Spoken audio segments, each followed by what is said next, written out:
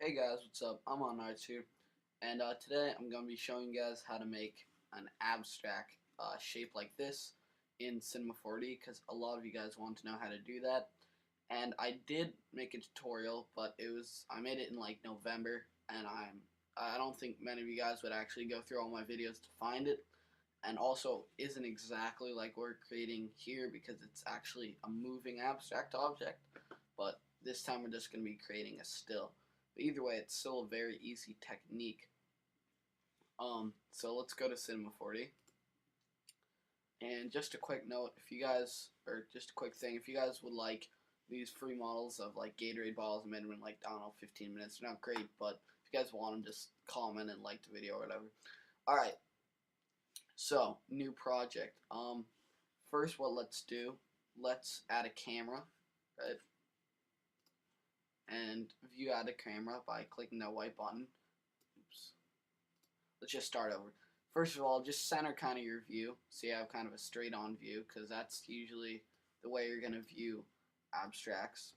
And just click that white box on the camera so you view out of it, and then just click a keyframe at the beginning of the timeline and at the end of the timeline by clicking that red little key button right there.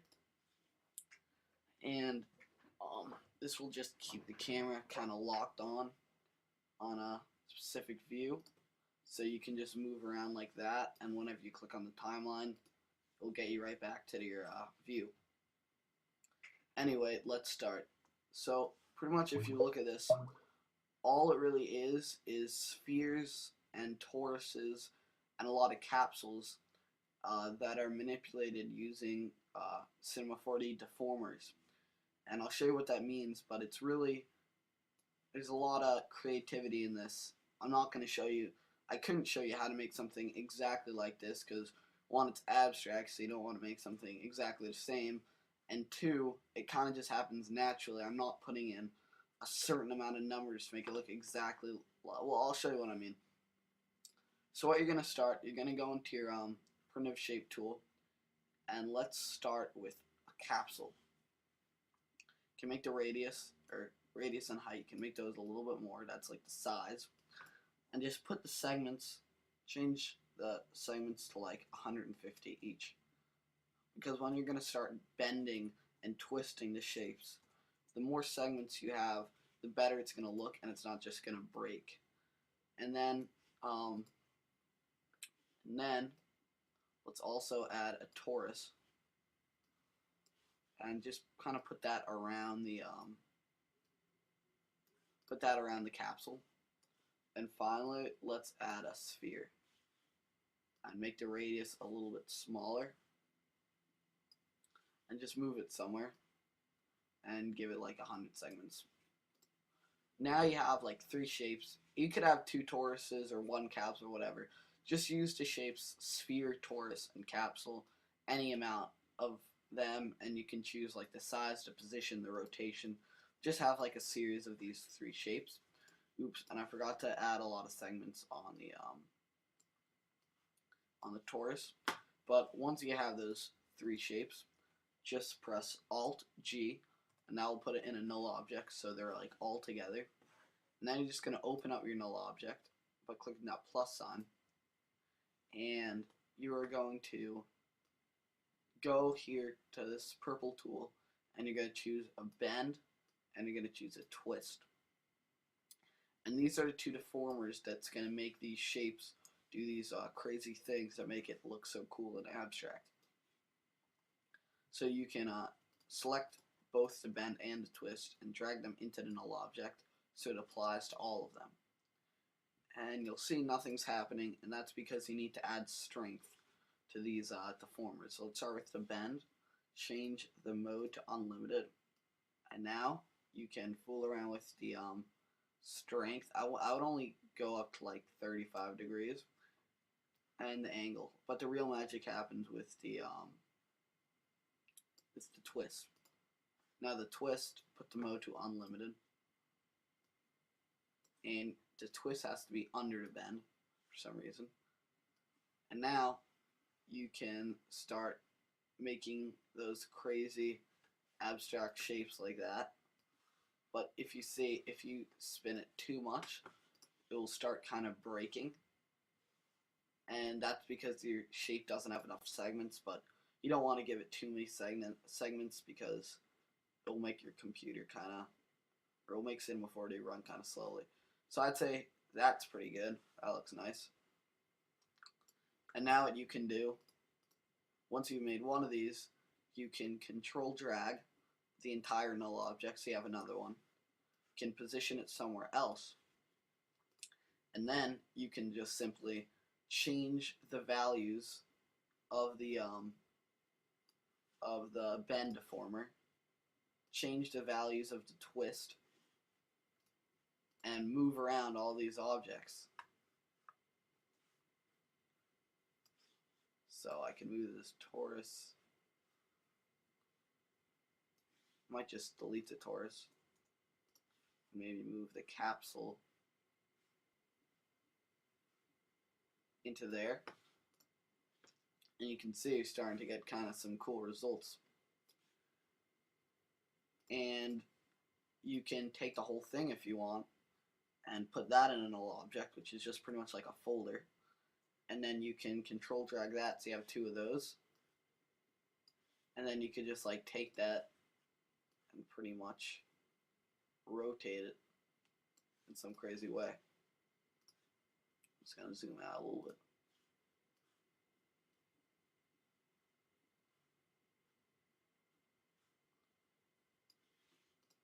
So that is pretty much the idea of making abstract shapes like this. What you just have to do is take shapes from the primitive section, for example, spheres, capsules, toruses, those work the best. Give them a lot of segments and put them in a null object with bend and twist deformers, and then just play around with the rotation and play around with the values. So I'm not going to keep fidgeting around with the values and making more null objects until it looks perfect, and hopefully you guys get the idea of what we're doing. But I'll also show you how to make some nice materials that you can apply onto your abstract objects. So just make a new material, and in my opinion, bright materials work the best. So let's do a light blue, a really bright blue. Let's give it a little bit of luminance and make the luminance color match. And just put the brightness down to around 50%. And another thing that looks great on abstract shapes because of those nice bends you're making is reflections. So just turn the texture to Fresnel. And I like, my personal favorite values for Fresnel are 10 for the brightness and around 30 for the mixed strength. You guys can have whatever opinion you want, but that's what I like. So once you've made that color once, you can control drag, so you make another one, and then go to the luminance and just change the color of the luminance. And you also have to change the color of the color channel. So I'm going to make this one an orangey yellow. I'm just going to make two more, but you guys get the idea. Let's make one that's pinkish red.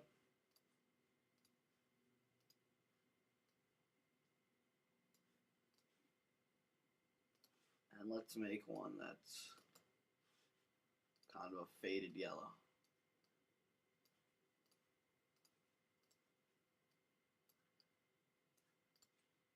Alright, those colors look nice. And now, pretty straightforward, you can just open up the null object if you want to be more organized, or you can just start dragging them on to different pieces. And that's what I like to do. And the colors really make them look great. I wouldn't take too long on deciding like what colors to use, and I would just do it randomly, and I find it still looks pretty good. Try to have a good balance of colors and don't use one color too much more than use another color. Oops. Let's see. And that's not looking bad. If you want to take the entire thing, the entire null object, or move this one over a little bit. It's all about just like fidgeting and playing around and getting a result that you like. If you want to, you can add just some extra small spheres kind of around the shape just for effect that aren't that don't have any bends or twists on them. Just adding some random spheres around the shape is kind of a good thing to do. I'm going to make this one a little bit smaller. I'm going to make this one a little bit bigger.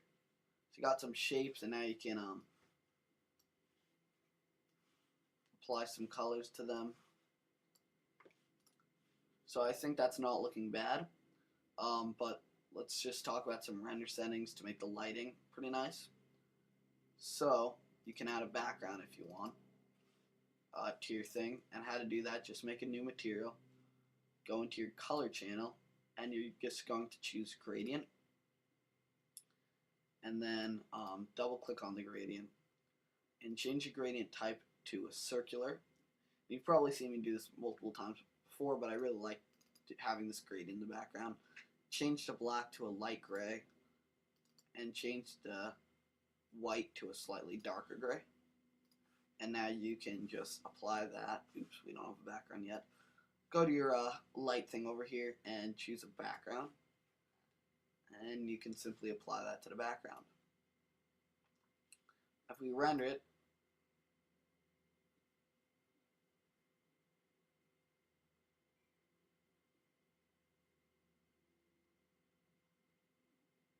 you can see it does have that background, but it's lacking global illumination, ambient occlusion, and some nice reflections.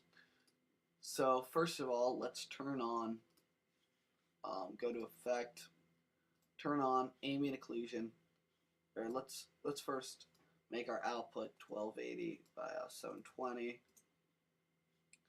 current frame, and if you want to import this into Photoshop, or never mind, because we have the background, fuck it. But if you do want to import it into Photoshop without a background, just go to Format, put it as a PNG, and make sure Alpha Channel is checked on.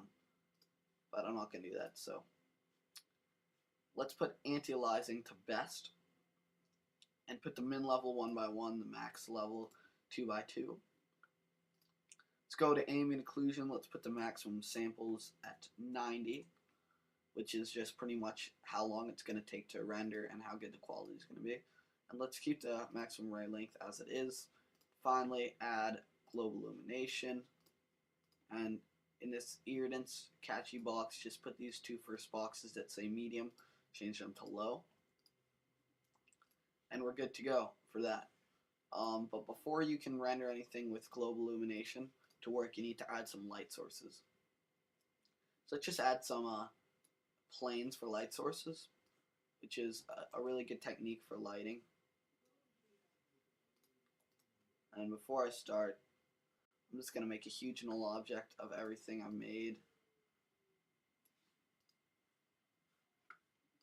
Just make it a little bit smaller so it fits in our view. And I'm just going to delete these spheres just to make it easier, so don't have to rescale them. Alright, so we got this plane. Let's resize it to 1000 by 1000. And let's move it up out of our view to the top, and just label this one top. And then you can control drag, so you have another one, and change to orientation to +X, and call this one left. And just move it kind of to the left out of the camera. And let's do one, and let's control that, drag that one, the left one, and move it to the right and call it right. And now go back to the top one, control drag, and just rotate it 45 degrees. And move it out of the camera a little bit. And now this is very common to really good lighting setup that's simple and easy to do. Let's just label this one front. And you can see this plane's right in the front of your view, so all you have to do to fix that, just go to Cinema 4D tags, compositing, and uncheck scene by camera, and then it won't be seen when you render the view, but the light will still cast, and then just apply that tag to all of the planes. And also it's kind of a pain in the ass seeing that these things right in front of it because it's kind of blocking your view. So what you can do, select all these planes and then go into basic and turn off visible in render. And then it's still going to render. You're still going to see the light when you render, but it's not going to be in your way. So that's good. And finally, let's just make a new material and just check off luminance. And let's try 200 luminance. And just apply that to all 4 of those planes. And now let's just render that out. Oops, wrong screen.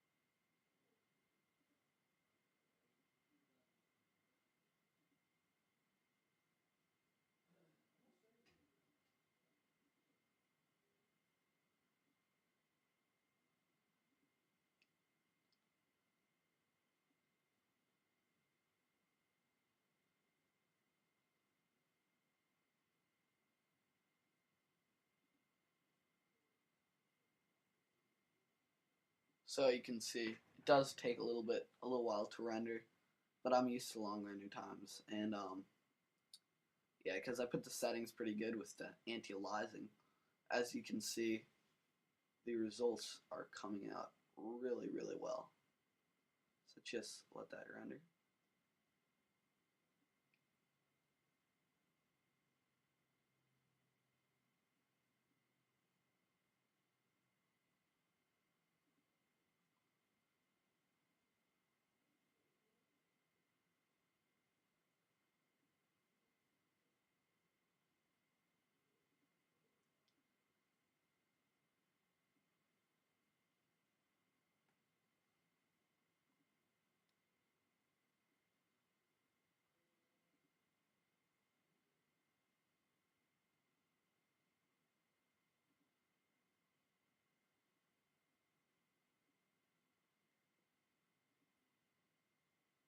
So that's looking pretty nice with reflections all going around.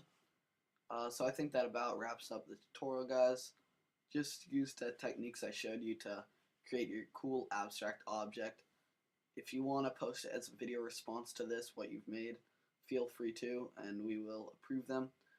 So guys, remember to like the video if you appreciate this tutorial and want more tutorials. And if you guys want that Gatorade bottle that I featured at the beginning of the video, just comment and like the video. Alright, thanks for watching, guys.